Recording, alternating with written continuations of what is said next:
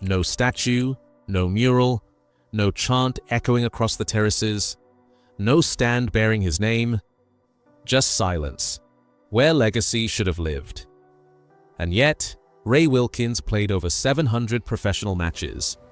He wore the England armband 10 times. He lifted trophies in 3 countries, and in the dressing rooms of Milan, Manchester, London, and Glasgow, he was the one players listened to, not because he shouted, but because he never needed to. He wasn't the flash, he wasn't the fire, he was the balance, the stillness that held the storm. Picture this: Stamford Bridge in the rain. A teenage Wilkins, just 18, already the captain. The pitch is chaos, the club is collapsing, and there he stands, sleeves rolled, eyes calm, passing the ball like he's passing oxygen.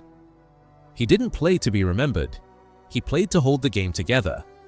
And when his time ended, there was no farewell tour, no parade, no spotlight, just a quiet walk away, and a legacy football forgot. Subscribe if you believe real greatness doesn't need to scream, it just needs to be remembered. Because this story is how Ray Wilkins gets remembered. He was born on the 14th of September 1956 in Hillingdon, Middlesex. But Ray Wilkins didn't just grow up around football. He was born into it. His father, George Wilkins, was a professional, and all 4 Wilkins brothers followed the path. But Ray was different. From the school pitches to Chelsea's youth setup, there was something rare in the way he moved. He didn't just pass, he chose the right pass. He didn't just run, he read the rhythm before anyone else. Chelsea saw it early. While the club was spiraling into financial chaos and relegation fears, Wilkins was the calm thread running through the wreckage. And then, in 1975, just 18 years old, he was handed the captain's armband. Not because he was loud, not because he demanded it, but because even veterans could see he played like a man who had nothing to prove. Ray Wilkins became Chelsea's youngest ever captain. And in a team unraveling around him, he stood, not as a savior, but as a standard. No tantrums, no showmanship, just class, week in, week out. By the mid-1970s, Chelsea were crumbling. Relegation loomed, finances bled, big names walked out the door, but Ray Wilkins, he stayed. And not just stayed, he led. Between 1973 and 1979, Wilkins made 179 appearances for Chelsea, scoring 30 goals, not bad for a deep, lying playmaker. But his game was never about numbers, it was about control. He wasn't flashy, he wasn't viral, he was the anchor, the rhythm beneath the noise. He played in a side that often struggled, but he played as if it didn't matter.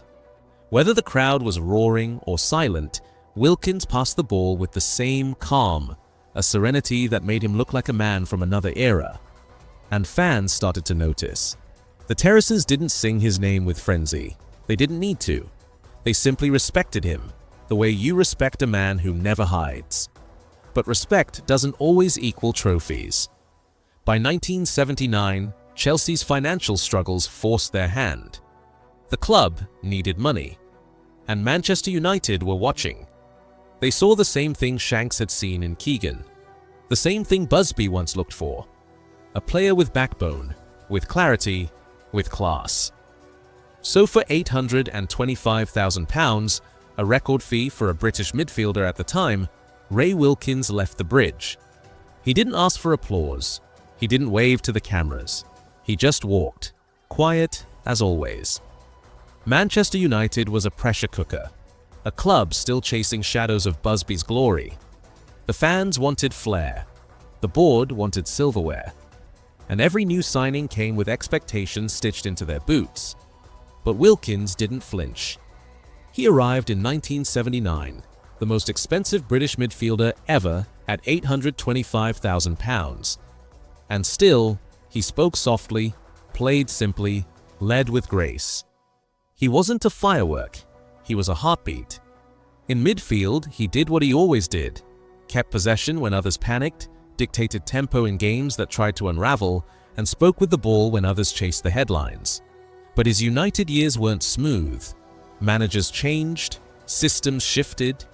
It was a club in transition, and yet Wilkins gave them stability they didn't realize they needed. Then came 1983, the FA Cup final. Manchester United versus Brighton. And Ray Wilkins. He scored one of the most elegant goals ever seen at Wembley. A curling strike from outside the box, lifting the ball as if painting a picture, before turning and walking back. Head down, no celebration. Because class doesn't clap for itself. That match ended in a draw. United won the replay. Wilkins lifted the cup. But he didn't roar. He never did. He simply turned and walked back to the halfway line like he'd just clocked in for another shift. He spent 5 years at United, played 160 games, and left the same way he arrived, with calm, with clarity, and with no demand for applause. Italy was different. In England, players were measured by goals, grit, and volume.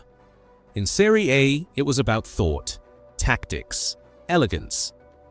And in 1984, AC Milan, a sleeping giant, saw something in Ray Wilkins the Premier League hadn't fully understood. He wasn't there to dazzle, he was there to organize the chaos.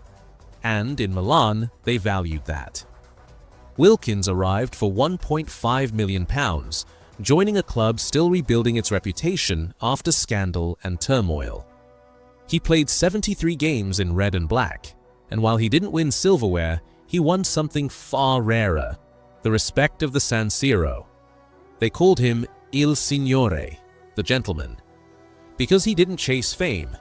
He chased the rhythm of the match, he brought English steel, but tempered it with European calm. He adapted, learned the culture, the tactics, the language of Italian football. He didn't fight the system, he became part of it. And, in a league filled with egos and fireworks, Wilkins was the man who made the orchestra play in time. No scandals, no headlines, just respect. His time in Milan wasn't about medals, it was about mastery. And when he left Italy, the fans applauded. Not for what he won, but for how he played. By the late 80s, Ray Wilkins was no longer the headline, but he was still the standard. After Milan, he returned briefly to England with Manchester United, but his journey was far from over. In 1987, he signed for Paris Saint-Germain, a rare Englishman in League One, bringing structure to a team still searching for identity. His time there was short, but the impact? Always quiet, always lasting. Then came Rangers, and with it, one of the most underappreciated chapters of his career. Between 1987 and 1989, Wilkins played 70 matches for the Glasgow side, winning the Scottish Premier Division and the Scottish League Cup. But more than the medals, it was the way he played that made Rangers fans nod in respect. In a league known for fire, he brought balance. In a derby defined by fury, he brought calm. He didn't scream, he didn't swing, he passed. And with every pass, he controlled the game. Then came QPR, where he brought that same elegance back to London. And even when age began to slow his legs, his mind never lost a step. Crystal Palace, Wycombe, Leyton Orient, Millwall. He didn't treat any of them as beneath him. He wore every shirt with the same grace. For Ray Wilkins, the badge didn't define the effort. The game itself demanded respect. He didn't need the spotlight. He never had. So when Ray Wilkins stepped off the pitch, he didn't walk away from football, he simply changed his position. From the bench, he became the steady voice behind the chaos. He returned to Queen's Park Rangers as player, manager in the mid-90s, but it was on the training grounds and in the dressing rooms where his impact was felt deepest. He served as assistant coach at Chelsea under several managers, from Gianluca Vialli to Carlo Ancelotti, and each of them trusted him. Why? Because Wilkins didn't need to control the room. He just made the room feel calm. Young players listened, veterans respected him. And when things got messy, he reminded everyone that simplicity wins. Frank Lampard once said, "He made you want to play right, Not because he shouted, but because you didn't want to disappoint him. It wasn't about tactics alone. It was about standards, the kind you carry without needing to raise your voice. From Chelsea to Fulham, from Jordan's national team to commentary booths, Ray Wilkins stayed with the game. He didn't chase headlines. He never did.